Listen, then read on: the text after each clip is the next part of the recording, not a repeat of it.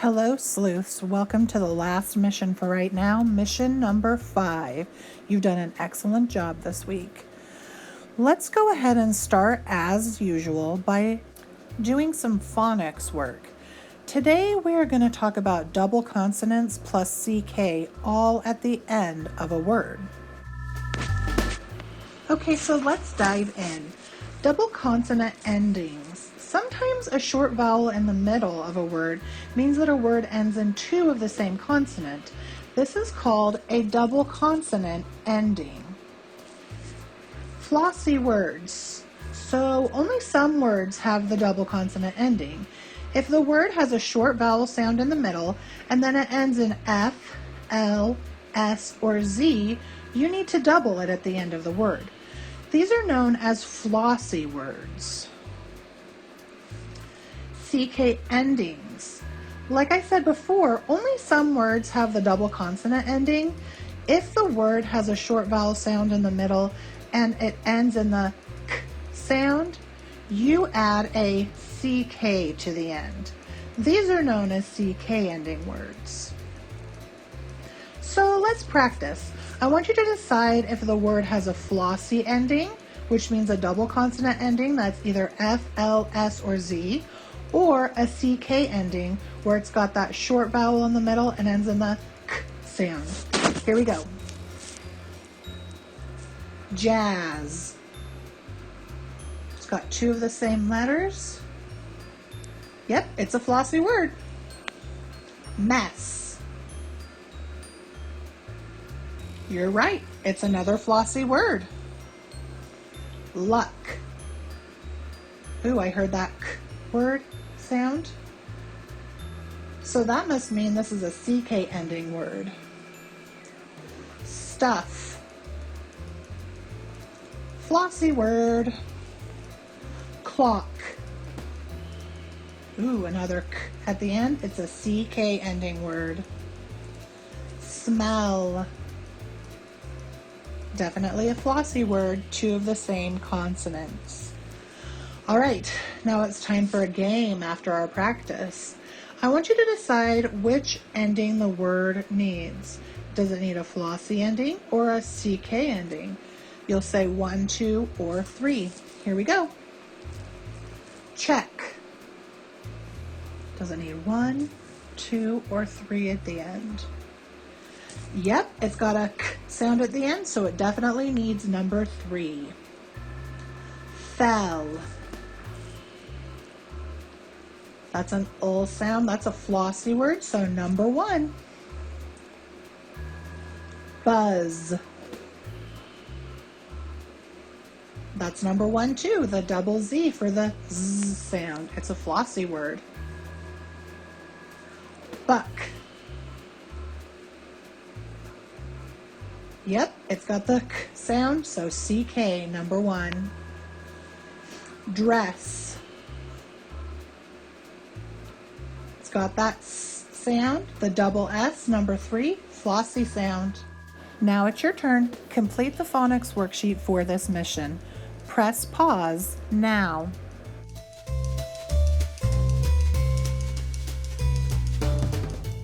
All right, it's time to do some grammar work. Today we're going to talk about singular and plural nouns. So let's start by reviewing what a noun is. A noun is a word that tells a person, a place, a thing, or an idea. A noun can be either singular or plural. Let's learn a little bit more about these two types of nouns. So if a noun is singular, it is naming one of something. For example, 1 pencil, 1 mask, 1 box, 1 teacher, 1 pillow, and we might say something like a pencil or the teacher or the pillow. So we use words in front of it to tell that it's one of something. So if singular means one, what does plural mean? Well, if a noun is plural, it is naming more than one of something. So here are some examples. Pencils, masks, boxes, teachers, pillows. We can use words in front of this to tell exactly how many we want, like 2 pencils, Or other words like some masks, those boxes, our teachers, okay? So we can use different words in front of these plural nouns to describe them. So what differences do you notice between the singular and plural noun lists below? Well, hopefully you notice that the plural nouns have either an S or an ES added to the end. That's how we know that a noun is plural most of the time. There's also something called an irregular plural noun. So although many plural nouns have that S or ES added to the end of them, some do not follow this rule. These nouns are called irregular plural nouns. Irregular means that it doesn't follow the rules. So some irregular nouns are exactly the same as the singular noun. Here are some examples of irregular plural nouns. One woman, two or more women, one tooth, two or more teeth, and then one fish or a group of fish. That is one that stays exactly the same as its singular partner. All right, game time. State, which means say, the plural noun after I read the singular noun. So for instance, if I say dog, you would say dogs. Here we go. Movie. Yep, movies. Horse.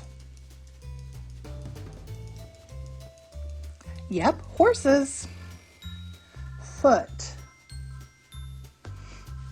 Ooh, that's an irregular one. You're right, it's feet. Cloud. Yep, it's clouds. Mouse. Mouses doesn't sound right. This must be irregular. Oh, I know, it's mice. Sheep. Oh, one sheep, a group of sheep. This is one of those irregular plural nouns that stays the same as the singular noun. One sheep, two sheep, red sheep, blue sheep. Oh, so I guess that means it works with fish too. All right, complete the grammar worksheet for this mission. Don't forget to press pause now.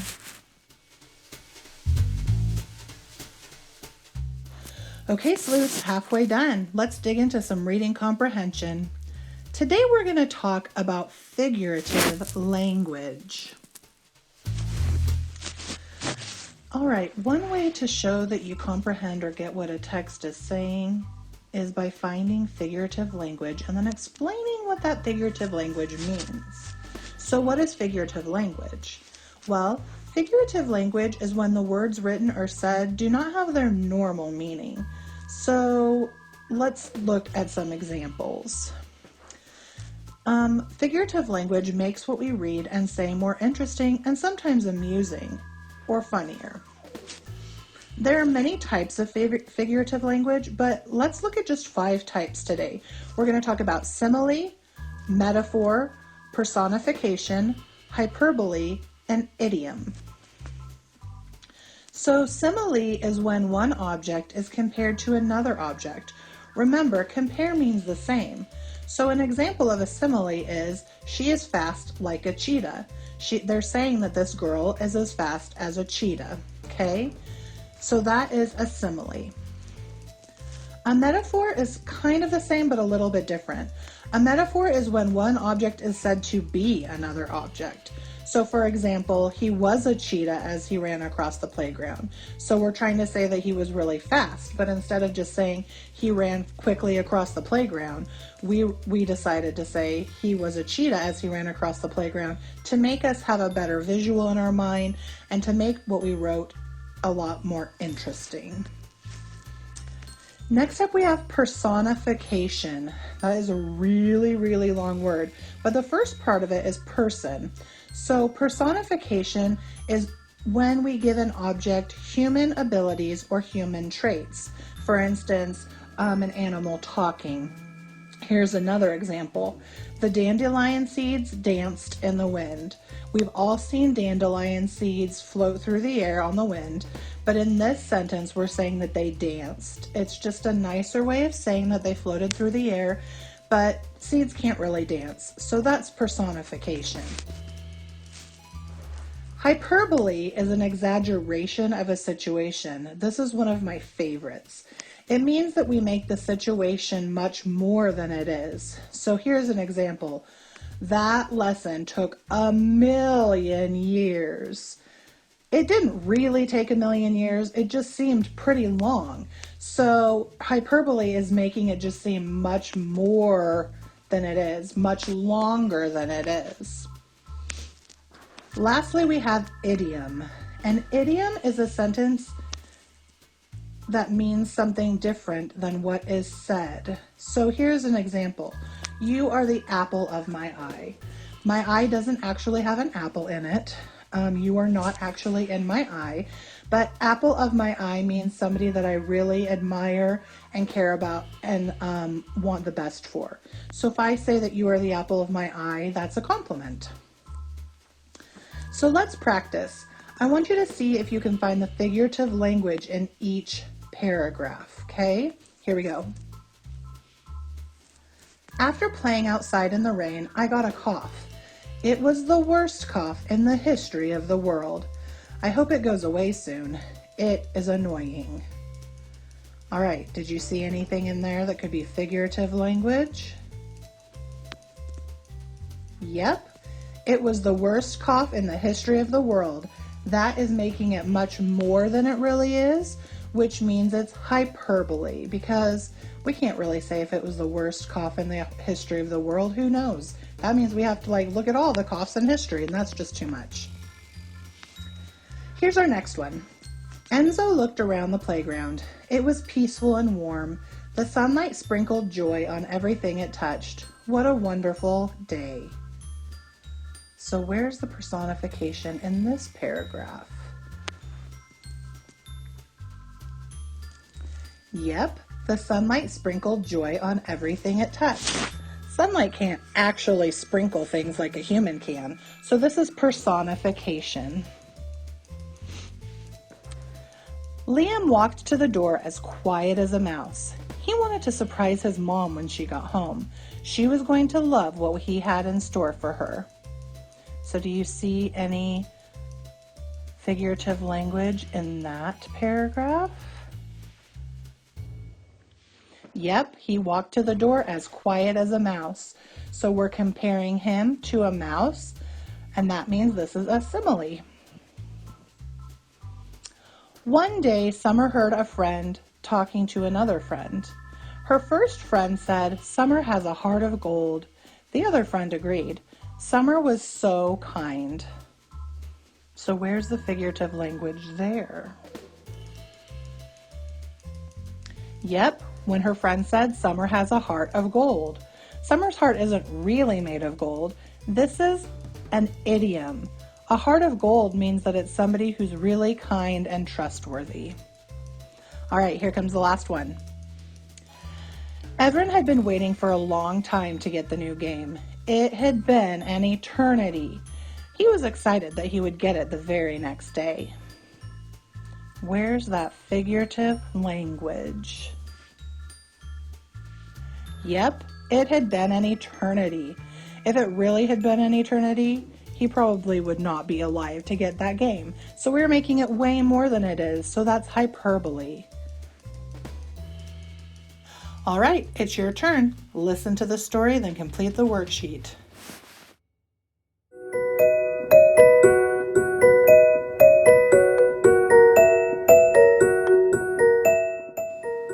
Bread and Jam for Francis by Russell Hoban, pictures by Lillian Hoban. It was breakfast time and everyone was at the table. Father was eating his egg, Mother was eating her egg, Gloria was sitting in a high chair and eating her egg too.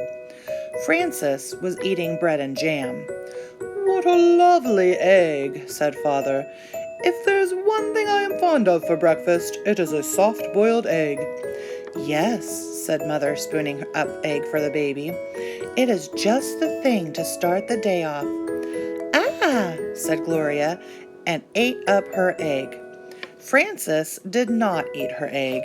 She sang a little song to it. She sang the song very softly. I do not like the way you slide. I do not like your soft inside. I do not like you lots of ways, and I could do for many days without eggs. What did you say, Frances? Asked Father. Nothing, said Frances, spreading jam on another slice of bread. Why do you keep eating bread and jam? Asked Father, when you have a lovely soft-boiled egg. One of the reasons I like bread and jam, said Frances, is that it does not slide off your spoon in a funny way. Well, of course, said Father. Not everyone is fond of soft-boiled eggs for breakfast, but there are other kinds of eggs. There's sunny-side-up and sunny-side-down eggs. Yes, said Frances, but sunny-side-up eggs lie on the plate and look up at you in a funny way. And sunny-side-down eggs just lie on their stomachs and wait. What about scrambled eggs? Said Father. Scrambled eggs fall off the fork and roll under the table, said Frances. I think it's time for you to go to school now, said Mother. Frances picked up her books, her lunchbox, and her skipping rope. Then she kissed Mother and Father goodbye and went to the bus stop. While she waited for the bus, she skipped and sang, Jam on biscuits, jam on toast. Jam is the thing that I like most. Jam is sticky, jam is sweet. Jam is tasty, jam's a treat. Raspberry, strawberry, gooseberry. I am very fond of jam. That evening for dinner, Mother cooked breaded veal cutlets with string beans and baked potatoes. Ah, said Father, what is there handsomer on a plate and tastier to eat than breaded veal cutlet? It is a nice dish, isn't it, said Mother. Eat up the string bean, Gloria. Oh, said Gloria, and ate it up. She had already eaten her dinner of strained beef and sweet potatoes, but she liked to practice with a string bean when she could. Where do breaded veal cutlets come from? Asked Frances. And why are French-cut stringless beans called string beans? We can talk about that another time, said Father. Now it's time to eat your dinner.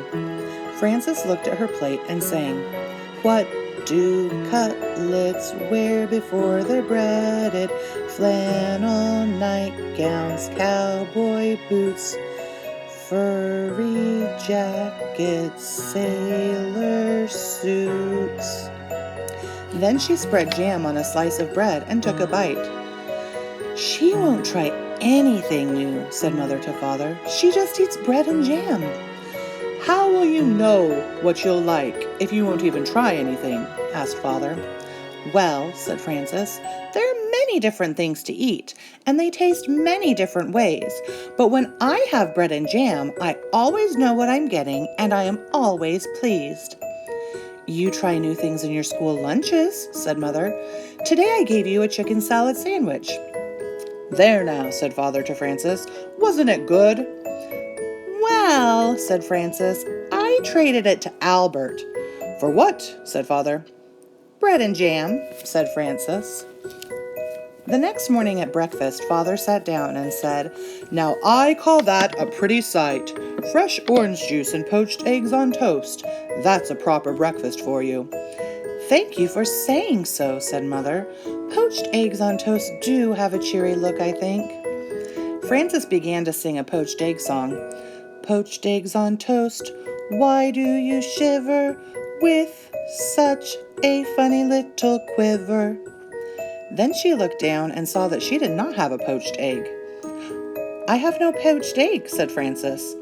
I have nothing but orange juice. I know, said Mother. Why is that? Said Frances. Everybody else has a poached egg. Even Gloria has a poached egg, and she's nothing but a baby. But you don't like eggs, said Mother, and that is why I did not poach one for you. Have some bread and jam if you are hungry. So Frances ate bread and jam and went to school. When the bell rang for lunch, Frances sat down next to her friend Albert. What do you have today? Said Frances.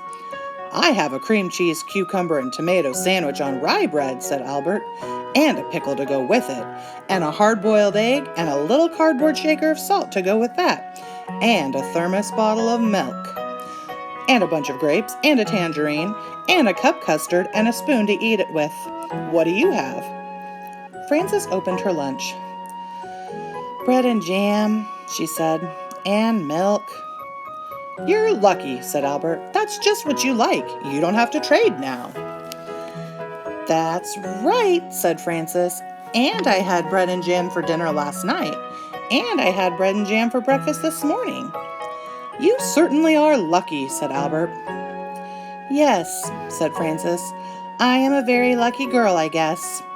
But I'll trade if you want to. That's all right, said Albert. I like cream cheese with cucumbers and tomatoes on rye. Albert took 2 napkins from his lunchbox. He tucked one napkin under his chin. He spread the other one on his desk like a tablecloth. He arranged his lunch neatly on the napkin. With his spoon, he cracked the shell of the hard-boiled egg. He peeled away the shell and bit off the end of the egg. He sprinkled salt on the yolk and set the egg down again. He unscrewed his thermos bottle cup and then filled it with milk. He was then ready to eat his lunch. He took a bite of sandwich, a bite of pickle, a bite of hard-boiled egg, and a drink of milk. Then he sprinkled more salt on the egg and went around again. Albert made that sandwich, the pickle, the egg, and the milk come out even. He ate his bunch of grapes and his tangerine. Then he cleared away the crumpled up wax paper, the eggshell, and the tangerine peel. He set the cup custard in the middle of the napkin on his desk. He took up his spoon and ate up all the custard. Then Albert folded up his napkins and put them away.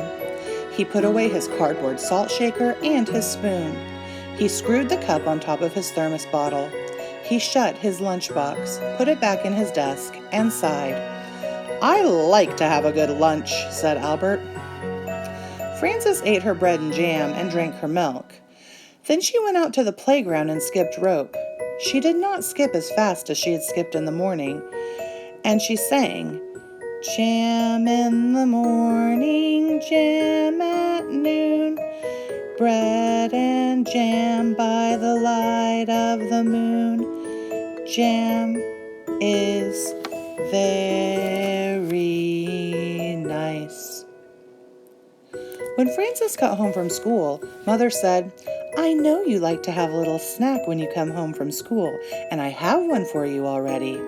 I do like snacks, said Frances, running to the kitchen. Here it is, said Mother. A glass of milk and some nice bread and jam for you. Aren't you worried that maybe I will get sick and all my teeth will fall out from eating so much bread and jam? Asked Frances. Oh, I don't think that will happen for quite a while, said Mother. So eat it up and enjoy it. Frances ate most of her bread and jam, but she did not eat all of it. After her snack, she went outside to skip rope. Frances skipped a little more slowly than she had skipped at noon, and she sang, Jam for snacks and jam for meals. I know how a jam jar feels, full of jam. That evening for dinner, Mother cooked spaghetti and meatballs with tomato sauce. I'm glad to see there will be enough for second helping, said Father, because spaghetti and meatballs is one of my favorite dishes. Spaghetti and meatball is a favorite with everybody, said Mother. Try a little spaghetti, Gloria. Said Gloria, and tried the spaghetti. Frances looked down at her plate and saw that there was no spaghetti and meatballs on it.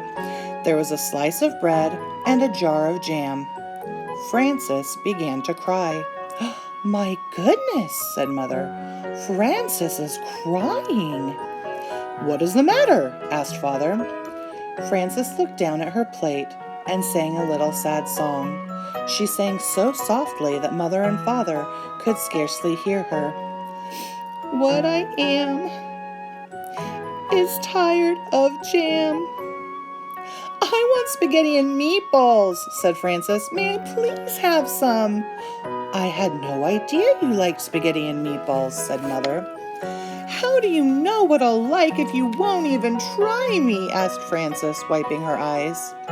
So Mother gave Frances spaghetti and meatballs, and she ate it all up. The next day, when the bell rang for lunch, Albert said, "What do you have today?" "Well," said Frances, laying a paper doily on her desk and setting a tiny vase of violets in the middle of it, "let me see." She arranged her lunch on the doily. "I have a thermos bottle with cream of tomato soup," she said, "and a lobster salad sandwich on thin slices of white bread. I have celery, carrot sticks, and black olives, and a little cardboard shaker of salt for the celery. I have 2 plums and a tiny basket of cherries, and vanilla pudding with chocolate sprinkles, and a spoon to eat it with." "That's a good lunch," said Albert. "I think it's nice when there are all different kinds of lunches and breakfasts and dinners and snacks. I think eating is nice." "So do I," said Frances. And she made the lobster salad sandwich, the celery, the carrot sticks, and the olives come out even. The end.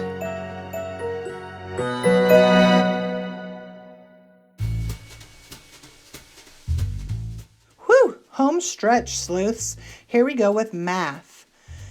Today we're going to talk about 3-digit subtraction.